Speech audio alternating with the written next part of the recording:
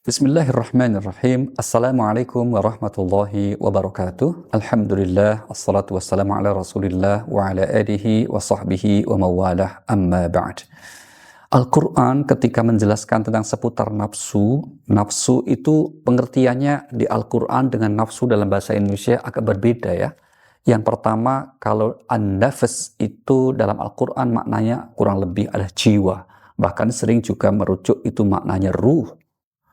Misalnya ayat mengatakan akhriju anfusakum, keluarkan jiwamu, itu maksudnya ruhmu. Gitu ya.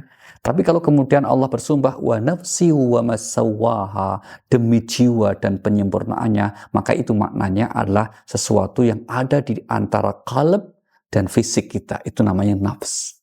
Ya, di antara hati dan jasmani biologis kita, itulah yang disebut nafs. Al-Quran ketika membagi an-nafs ini ada 3 macam. Yang pertama yang disebut sebagai nafsu yang buruk karena didominasi oleh hawa nafsunya. Itu yang disebut dengan nafsu ammarah bisu. Ada di surah Yusuf ayat 53. Inna nafsa la'ammaratum bisu. Yang kedua ada yang disebut dengan nafsu al-lawwamah. Jiwa yang mendorong kepada kebaikan, namun dia sesekali bahkan mungkin masih sering melakukan kejahatan. Di saat melakukan kejahatan, dia menyesal. Itu yang disebut lawamah, yang disebut nafsu yang penuh penyesalan. Dan puncak dari kebaikan nafsu disebut sebagai an-nafsul mutmainnah. Jiwa yang sudah berhasil meraih ketenangannya, sudah di makam yang tinggi, sehingga selalu jiwa yang tenang, yang damai. Dan itulah yang dipanggil oleh Allah di surah Al-Fajr ayat yang ke-27. Ya ayyatuhan nafsul mutmainnah. Wahai jiwa yang tenang. Nah, ada sekian banyak gambaran jiwa yang buruk tadi itu ya, dengan berbagai macam, dan bagaimana cara solusinya. Kita ambil contoh misalnya, jiwa yang selalu mendorong keburukan berupa apa? Keburukan berupa sifat sombong, misalnya takabur misalnya. Ini juga dorongan nafsu. Bagaimana cara kita untuk mengobati atas kondisi nafsu yang seperti itu? Ada banyak faktor kenapa orang itu menjadi takabur. Ada orang yang sombong karena apa? Ayo, bisa nggak? Kalau bisa tak kasih sepeda. Misalnya karena harta. Ingat, sebanyak apapun harta yang dimiliki, dia tidak akan dibawa mati. Maka tidak perlu menjadi sombong kalau banyak harta. Ya, yang kedua, kalau ada orang sombong karena ilmu, ingat kamu mungkin cerdas, pinter, tapi nggak layak disombongkan. Kenapa? Itu pun juga anugerah dari Allah.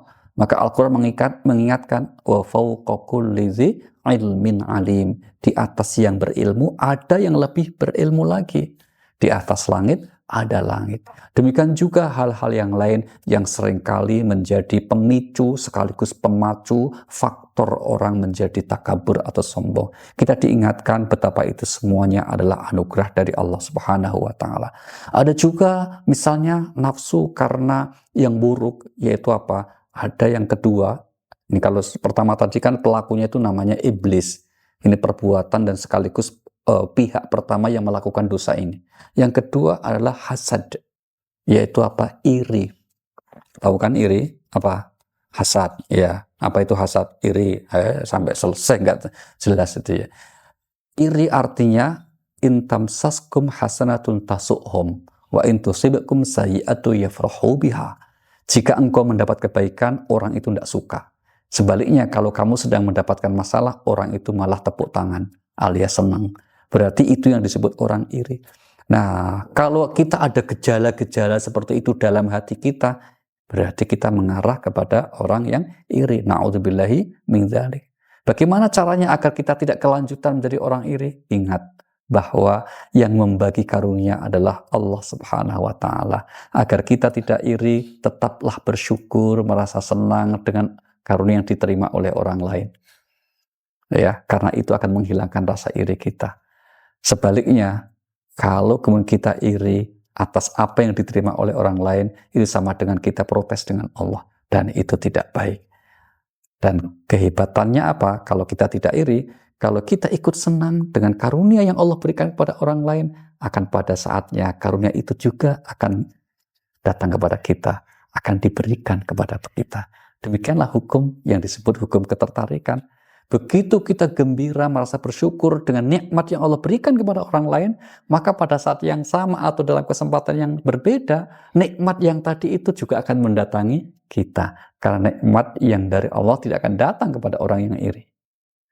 Ramadan mengajari kita agar kita mampu untuk mengendalikan nafsu kita semuanya. Wassalamualaikum warahmatullahi wabarakatuh.